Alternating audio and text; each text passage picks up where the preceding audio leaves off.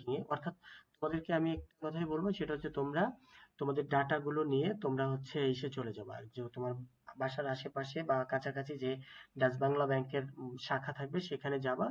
যে তোমরা যে সামারি শিট, এই যে একটু আমি দেখলাম যে তোমাকে এখান থেকে এসে যে সামারি শিটটা তোমরা কিভাবে প্রিন্ট করবা ওইটা করে দেন হচ্ছে তোমরা এটার সাথে তোমরা সদ্য তোলা দুই কপি ছবি, পাসপোর্ট সাইজের পিতামাতার এক কপি করে পাসপোর্ট সাইজের ছবি এবং জাতীয় পরিচয়পত্রের ফটোকপি নিবা।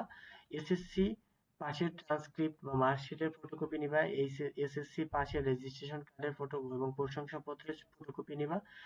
সর্বশেষ পাশকৃত শিক্ষা প্রতিষ্ঠান প্রধান অথবা পিতামাতার চাকরি হলে উচ্চপদস্থ কর্মকর্তাদের ক্ষেত্রে প্রথম শ্রেণীর কর্মকর্তা ধারা বা চেয়ারম্যান ধারা সত্যায়িত করে তোমার হচ্ছে তাদের আয়ের বিবরণীটা নিতে হবে। মানে তোমার বাবা মায়ের যে আয়ের বিবরণী দিছো সেটার সত্যায়িত কপি তোমাদেরকে হচ্ছে নিয়ে যেতে হবে।